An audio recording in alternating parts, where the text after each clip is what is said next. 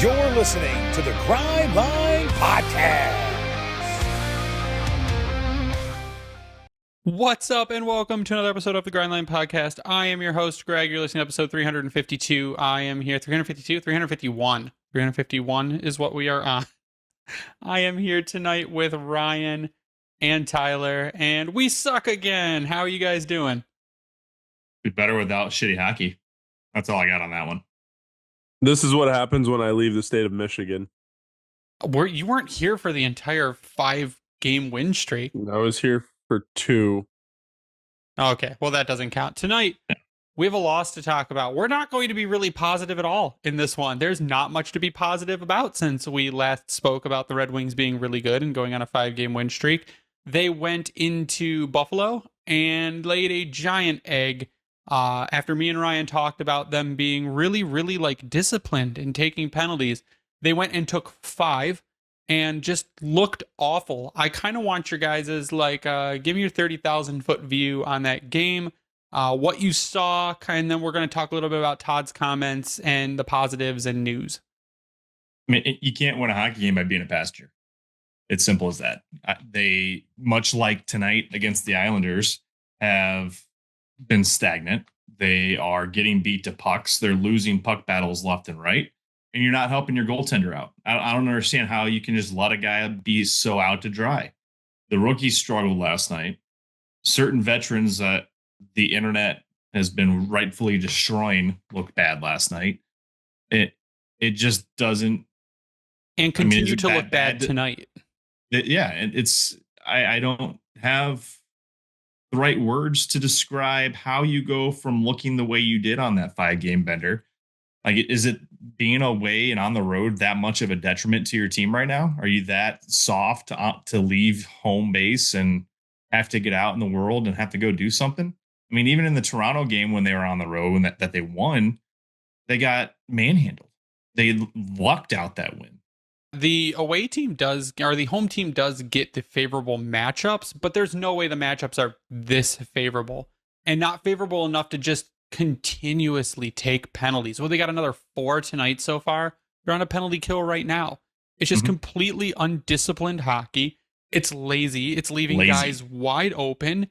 Some of it's coming from the rookies and some of it is learning curve, which is okay. But when you've got guys like Michael Rasmussen failing to cover a dude, gliding back, letting JG Pageau in this game fly right down ice and put a goal in, you're not helping Talbot. You're not helping your team. You're being lazy, and you're just sitting. You're taking up space on the ice. And I don't know why they James Van Riemsdyk had a couple down moments last night where he took a bad penalty, or he took a penalty that probably wasn't really much of a penalty. It was a really weak hook, but they scratched James Van Riemsdyk tonight and put in Elmer Soderblom. I'm not sure if he's hurt, if there's something there where he needs maintenance because he's a little older, but Michael Rasmussen, and for as much as people try to defend him, there's I feel like it's a really split base. There's a bunch of people that really love Michael Rasmussen and a bunch of people that really hate Michael Rasmussen. I mean, we were defending him pretty hard last year. I mean, and I think rightfully so at that point in time until he got hurt. But right now he's a net negative on the ice currently. Oh, it's bad. I agree 100%. I feel like you either love Rasmussen or you hate him. I love the idea of what Rasmussen could be. I don't love what I've seen thus far this season from Michael Rasmussen. Even when the team was going well, I didn't love what I saw. It's the same concept as what we had to a, I guess, greater extent with Anthony Mantha. Exactly. We loved the idea of what Anthony Mantha could have been. It's just he never got to that level. And Michael Rasmussen, I think there were lower standards for him because, granted, he was drafted high. He should have never been drafted that high. No way. He was always destined to be a bottom 6 guy. But you've got to have better options. And one of the options that I think people are going to start looking at is, and this goes to news, Nate Danielson is now skating in a non-contact jersey as of this morning. And Grand Rapids' Bob Kaiser says that he could play as early as this weekend. That's a guy that Todd said before the season, Nate doesn't want me saying this, but he could have made the roster if he wasn't hurt. Do you try, and it's still early in the season, guys. One of my notes in here is they were never going to go 81-1-1. It looks like they're now going to lose their 3rd game. But do you try and shake stuff up? Like having Berggren and Soderblom in the lineup is not really helping you, but do you try and just do something else? I mean, we're already seeing them trying to do something else tonight, the way that they shook the lines up, right? But I think something else to keep in mind that is really not helping the team, and it's unfortunate, is that you are an injured Lucas Raymond is on the ice. He is afraid to take a hit. He won't give a hit. He's throwing the shots aren't there. The board battles aren't there. To be quite honest, I think that when he wasn't on the ice, they were playing a little bit better because now you've got a body that is only giving you 50% of the typical effort that I think we're used to seeing. And it's not helping that top unit right now. And to no fault of his own. Like you said, he is still clearly still hurt. And me and Tyler kind of talked about this before I hit record. Tyler's like, why is he even on the ice? I said, it's because Patrick Kane went down. If Patrick Kane would not have gone down, Lucas Raymond would probably still have been out for the past 3 or 4 days because you swap some offense there. This is not a team that has enough offense where you can lose Patrick Kane and Lucas Raymond at the same time. It's one or the other. So you're right. It's not helping. It's actually a bit of a detriment because the way this team is built, you need the physicality, you need the board battles, you need the setup, and he's still getting points. He's still a decently effective player when injured. He's just not how you need him to play. Yeah, and that's what makes it interesting with the Rasmussen debate at this point, because you got Soderblom in the lineup for JVR. You've also got Burgers in there because of the Kane injury, as we mentioned.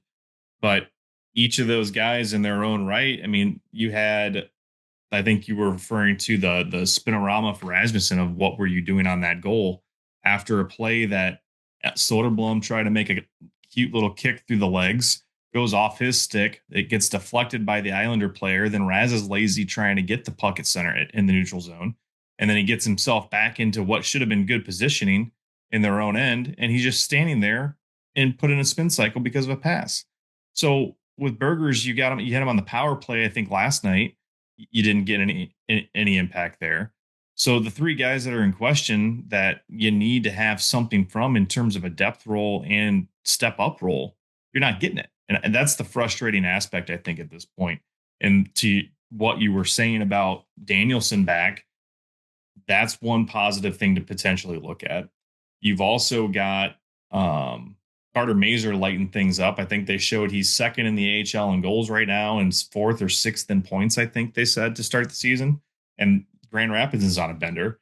But then you've also got the thought process we have to take into account of, does MBN continue play? He's got no points so far through 7 games.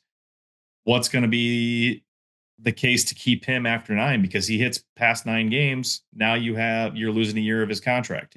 And you can't let that ELC slide. I feel like the swap between Mazur and MBN would be a pretty easy thing to do, and I think it would change the lineup a little bit. Mazur's a little bit more gritty than MBN. MBN. And I just feel like the roster at this point needs a little bit of a shakeup. However, the stars on this team need to fucking look in the mirror too and start fucking using some effort. I feel they are the only ones I cannot complain about. Who? The last 2 games, I can complain about every single person on the ice. You said stars. I want to know who. Everybody, the whole team. That's not answering my question. Dylan Larkin has 12 points in 7 games. Okay, but the last 2 games, the effort level as a team, everybody has sucked. Here's the thing: you can't count on your top 6 to do literally everything every game. Where you're lacking is not. I can't complain about Alex DeBrincat. He had like 5 shots last night, and he just goals aren't going in, but he's getting points.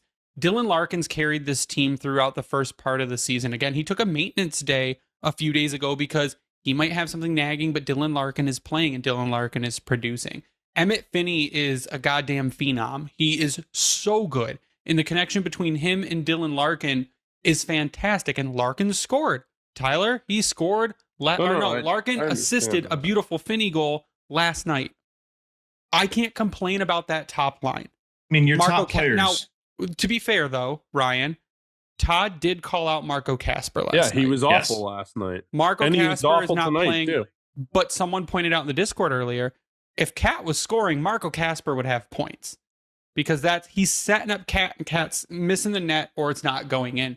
But Marco Kasper is in the first few games got real physical, got called on it, got penalties for being physical, for, in all fairness, giving it back to the team that was giving it to him. And he ended up getting called. He got the penalties. So it feels like he's backed off a little bit. Marco Kasper is a guy I think it's fair to call out that needs to step it up. Yeah, he has 1 point in 7 games, but you've got Larkin 12 and entering tonight. Larkin 12 and 7, DeBrincat 6 and 7, Lucas Raymond 6 and 5, Finney 6 and 7, Kane injured 5 and 5. Then you've got Mason Appleton with 4 and 7. You could maybe say Sider needs to get some points on the board, but I don't think that should be the expectation at this point. I was more talking in your own zone. I think the effort level not good the last 2 nights for everybody. Larkin might be the only exception to the rule, but everybody has. I mean, if you watch the 2 games, the effort level sucks. Absolutely sucks. 5-0. The compete level is what I should say.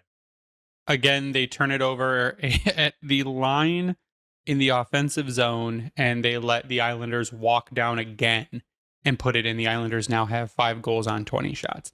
It's pattern bad. Of who's on the ice for a lot of these goals is getting pretty bad too defensively. Well, Simon Edvinsson is also having a really bad night. Mm-hmm. Good play by Sandin-Pellikka, and then Johansson just forgot how to do life. He threw the puck backwards. Like, that was a great little outlet by Johansson. All he had to do was move it, or I'm sorry, Sandin-Pellikka to Johansson up the boards. All he had to do, Aljo, was keep playing it up the boards. And instead, he tried to puck handle it through multiple Islanders. Like, that's the type of thing that they've been doing. Like, we're seeing the things that we saw from the rookies out the gate, and that's they're trying to do too much with the puck and losing it. Where, like, just be simple, get rid of it.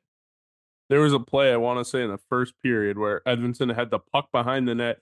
He was circling the net, had an open wing wide open, and instead of trying to go to the open wing, actually, he was on the right side, so he was circling, going towards the right side. And instead of backhanding it up the boards to an open wing where someone was right there, he tried to, like, go backhand, forehand, like, through somebody and turned it over. It's like, dude, make that led to his penalty. plays. Exactly, that did lead to his penalty. Make the simple plays. They're not that difficult. They're right in front of you. That was another thing that Todd said, and we'll talk a little bit more about his comments on the other half of the break, but one of his big ones was they need to try, and he was talking specifically about the penalty kill, but we can put this as a blanket to overall, stop trying to be fancy. There needs to be substance. You have to put pucks on net. Don't be cute. Pressure the goalie.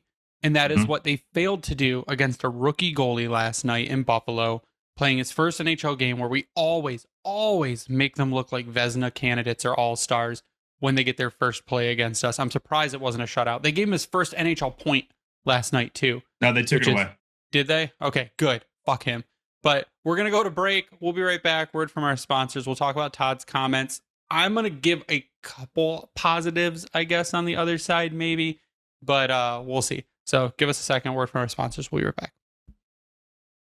Hockey is back, and this season DraftKings Sportsbook, an official sports betting partner of the NHL, brings you all the speed, skill, and nonstop action you love. New customers bet just $5, and if your bet wins, you'll get paid out $300 in bonus bets. And as Red Wings fans, you have 3 guys you could bet on to win the Calder in ASP, Emmett Finney, and Michael Brantzig-Nygaard. So download the DraftKings Sportsbook app now and use code THPN, that's code THPN, to turn $5 into $300 in bonus bets if your bet wins. In partnership with DraftKings, the crown is yours. Gambling problem? Call 1-800-GAMBLER. In New York, call 877-8-HOPE-NY or text HOPE-NY 467-369. In Connecticut, help is available for problem gambling. Call 888-789-7777 or visit ccpg.org. Please play responsibly. On behalf of Boot Hill Casino and Resort in Kansas, fees may apply in Illinois. 21 and over. Age and eligibility varies by jurisdiction. Void in Ontario. Bonus bets expire 7 days after issuance. See sportsbook.draftkings.com/promos. NFL Sunday ticket offer for new subscribers only and auto renews until canceled. Digital games and commercial use excluded. Restrictions apply. Additional NFL Sunday ticket terms at youtube.com/go/NFL Sunday ticket/terms. Limited time offer. And we're back. And that's how I have to start it because, like, Ryan, are you ready? No. I'm going to go over a little bit of Todd's comments. So if you watch the post game, Todd was not happy, nor should he have been happy. And he kind of gave a breakdown of everything that went wrong during that Buffalo game. I think it's the same thing that's went wrong in this game. Honestly, they haven't really changed much. So his first comment was by the time they got 10 minutes into the game, there were players that had played 5 minutes and some that hadn't even seen the ice. Because in the first 4 minutes of the game, 5 minutes of the game, they had taken 2 penalties. And you had to keep your penalty kill units out there. One of them was a pretty bad penalty by Simon Edvinsson, who, like we said earlier, it's not looked good. The past 2 games, pretty brutal. Like, ASPs look better than Edvinsson. Yes. Pretty brutal. So get the sophomore slump. Someone in the Discord also said get the sophomore slump out in 2 games and then just bounce back and come at it full force. He also said that they were not prepared for the pace of the game. Again, way too many penalties, no consistent pressure. They said he got it going a bit in the second period, but then took 3 more penalties. So when you have a night like that, it's really bad. The only positive that I pulled out really was that the PK is still red hot. They were 4 for 5 on the kill, which was awesome last night. And the other positive I pulled out of that game is John Gibson had a really good game, despite probably the last goal. Other than that, John Gibson was fantastic, which is good, which is what you need. There's just no support for him. Don't listen to Red Wings Facebook groups. They're already calling for his head, telling him to get out of here, Detroit. Yeah, someone on Twitter told me the same thing. It's just I've seen the same thing. another failed Yzerman trade, they said. We're not even 10 games in yet. Are you fucking serious? We're going to do this already with the goaltending? My brother-in-law just texted me saying, I bet they're going to be like this all season, roller coaster. And I just put a shaking. I mean, I wouldn't doubt it. I mean, it's just they go on these winning streaks. That, I mean, it's kind of what they've been over the last couple of years, or at least since McClellan took over last year. Like, you win 5 games and then you lose 5 games, and then you win 8 games and you lose 6 games. It's just like it's a roller coaster, up and down and up and down. But at no point is that a sustainable way to play hockey. No. Like, their teams go on the road and win games and play like they play at home. And we said, like, how much of it is on Todd for matchups, which at this point right now, I'm going to say none. They've got 2, maybe the Islanders might have 2 fluky goals tonight, but they've scored 3 legitimate goals on 22. Like, they've scored 5 goals on 22 shots. The Red Wings, to their credit, have 17 shots tonight through 2, where yesterday it took them 10 minutes to get a single shot on net in the first period. So, I mean, just not good. Next, they do play the Blues. The Blues come into Little Caesars Arena. The Blues they're like kind of like the Red Wings. They're an on again, off again team, but it's Probably going to see Bennington as well, because I don't think he's on the ice tonight. Well, you're going to see the Blues twice. Smoked right now. So you're going to see the Blues on Saturday, and you're also going to go to St. Louis on Tuesday to see the Blues. So at some point, and it's probably going to be after the game tonight if they continue to play the way they've been playing, where Todd is just going to yell, which is probably what the team needs, is someone to yell at them. Because right now, the way they are playing, after playing the way they had and having the training camp that they had, their level of play currently is completely unacceptable. For what they're trying to do in the team that they have shown they can be, what they are doing right now is just absolutely not near the standard that they've set for themselves early. Yeah, it's hard to come up with words to appropriately describe what we're watching.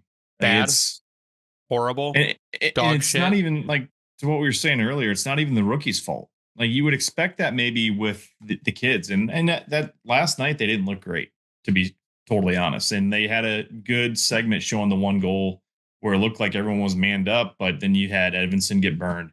At MBN not being able to get back on the guy coming through the middle, and he kind of took out Edvinsson. And then you had ASP not sealing his guy off as they came in, and that's the guy that eventually scored. So there's things that happen, but tonight I feel like all 3 have turned it around, in particular Finney. But then you look at Ed, as we were talking about, and things are just, he's there. He's a body on the ice. That's pretty much all I can describe him as. And Johansson, to his credit or lack thereof, is again on a night where you're just like, what are you doing, bud? So it's very well could be, as my brother-in-law stated, a roller coaster of a season. But how many times can they win to overcome the really bad ones? So, and that's going to be the key. And can they do it away from home ice? I feel like they're not as good as they played early on, but they're not as bad as they're playing right now. I feel like it's somewhere in the middle, and we don't know what that middle means. Does it mean they're closer to the team that they were at the beginning, where they won 5 in a row, or are they closer to this team that sucks and doesn't compete hard and takes stupid penalties and can't do anything in their own D zone? Their coverage sucks. Wasn't that the story of last season, though? Yeah. They were not as good as those two. They were not as good of a team as those 2 7-game win streaks or whatever they had. And they were not as bad as a team of the 5-6-game losing streaks that they went on. They were somewhere in the middle. Now, you've got a chance to reverse this. You lost 1, you won 5, ended at 2 losses in a row. Pick back up when you come home. Bring that back up because they play really well at home. The Red Wings historically generally play really well at home. Come in and have a monster game against the St. Louis Blues. Take that to St. Louis and do it again. You've got the home game down. You know what you're doing at home. You need to figure out this road game because if you can't win, if you can't go on a road trip, say when they've got a 4-game road trip or a 5-game road trip, for God's sake, if you can't take 2 or 3 on a road, you're not going to make the playoffs because every other team that's a serious playoff team in the league is able to go on the road and scratch together at least a pair of wins. You know what the other thing is too? You're going to lose games. It's a matter of how you lose games. Sure, yeah. And the last night, the scoreboard didn't indicate how they got outplayed, I think, in that game, right? No, it should have been like 11-2. Tonight, they look uncompetitive. They look like they're uninterested in playing. If you lose 2-1 and you compete hard and you lose 2-1 in regulation, that sucks because you don't get a point. You lose 3-2 and you get an extra point. Okay, great. But you can't be getting blown out like this. This is exactly what we talked about at the beginning of the season prior to. You can't get blown out like this. You need to keep competitive and you need to find a way to get points. 8:24 p.m. Our friend Jambi Pot in the game day thread on Discord. Everyone just fucking watching the puck with their thumbs in their ass. Every single person on the ice. Ras, Mo, Soda, all of them. And that's what it is. It's a bunch of puck watchers. Like Ryan said, it's passengers. And when if you've got a bunch of passengers and no one's flying the plane, where's that plane going? Right in the ground. Yeah. Bad things. But just one thing, like, I don't think they're as bad as they played. You can have 2 bad games in a row, and as long as you pull yourself out of it at that 3rd game, all is well.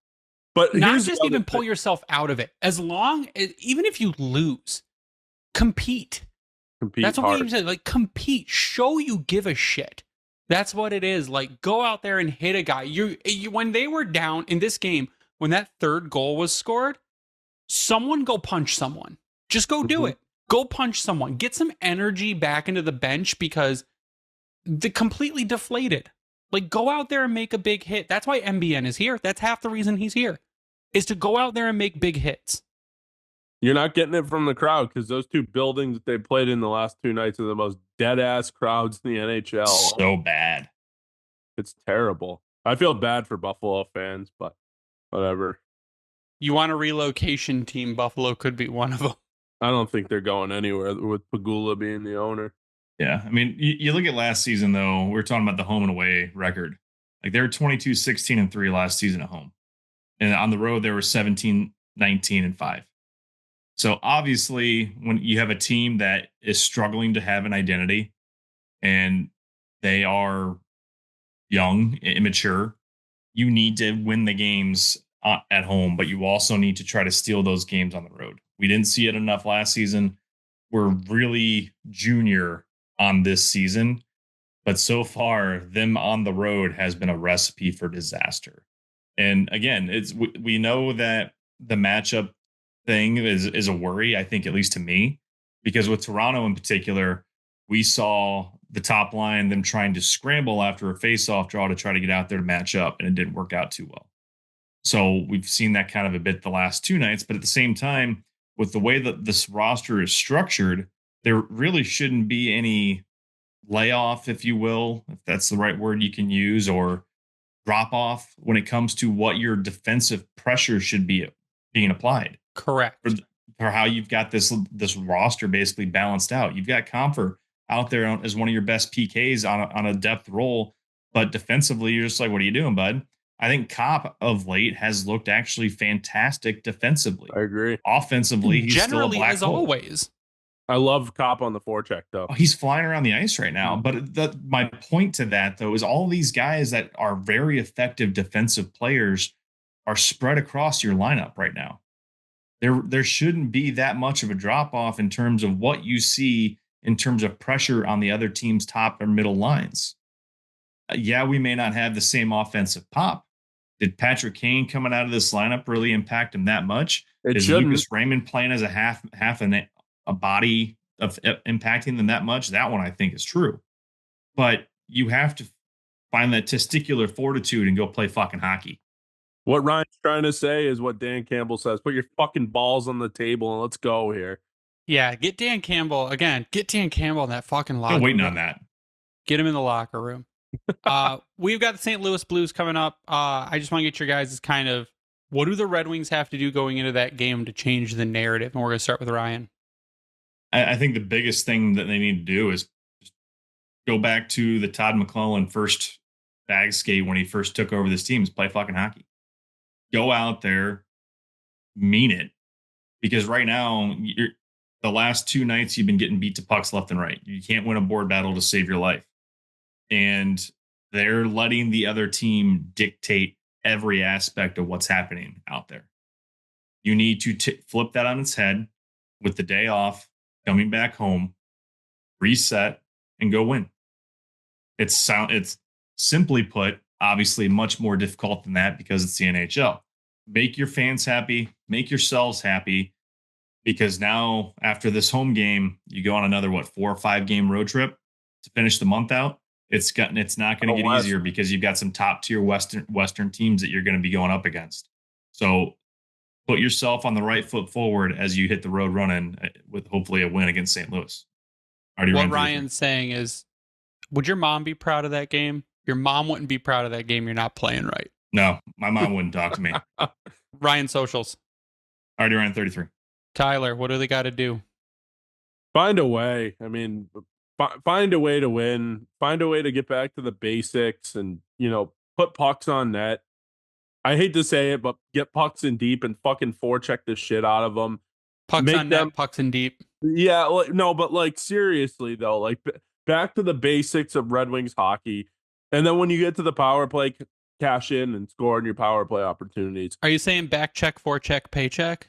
Exactly. Correct. Yes. And the other thing is effort. That's the biggest thing in hockey. That's the biggest thing in any sport. Effort levels need to be way up here. They're kind of down here right now. They need to be way up. Even in some of the wins that they had, their effort level wasn't the best. And even Todd McClellan said that. He said that at the end of that winning streak. He said that even last year, kind of the same thing. There were games during our win streak that I almost wish we would have lost, because it would have kind of given us an opportunity to go back to the drawing board and say, hey, we're going to get beat if we play like this. But there were games where they didn't play that great. This year, too, the Toronto game in Toronto, they didn't play great. They found a way to win, which they get credit for. But if you lose that game, you kind of go back to the drawing board like, hey, guys, we need to really get our shit in gear. We're going to start getting our ass kicked. And this is the NHL. It's not an easy league, as you alluded to. But you can follow me on Twitter at SealedLog91. Yeah, I think me and Ryan mentioned it a couple episodes ago. We need an asshole on every line. Those assholes need to do something now. Go out and be an asshole. Go hit people. Go cause havoc. They're their best team when they're causing chaos for the goalie. There was no chaos last night. No, there's no chaos tonight. Get pucks, like Tyler says, to your credit, get pucks on net and good Nolan things happen. Bianchi special. When ASP is shooting the puck and causing havoc, that's when it's the best. MBN's got a booming shot. If he can get it on for a rebound, you need to do that, and you need to have guys in front of the net to clean it up, because that's something else I've seen way too often is there's a rebound and there is no one but the team you're playing against to pick that rebound up. And that's a huge problem. So get your big guys in front of the net. Soderblom should be parked in front of the net. Rasmussen should be parked in front of the net. And you should be firing pucks on them, and they should be cleaning them up. Score some fucking goals. Play good hockey. And try. You can follow me online at Bring the Wing. Follow the Grindline Podcast online at Grindline Pod. We shout out to the Hockey Podcast Network and thank them for hosting us and spreading us around. Vintage Detroit Collection, which is the only place you get your Detroit jerseys from and worked on, where we have an exclusive t-shirt collection. You can go there, click the Keep It Local tab, click the Grindline Podcast and find our designs.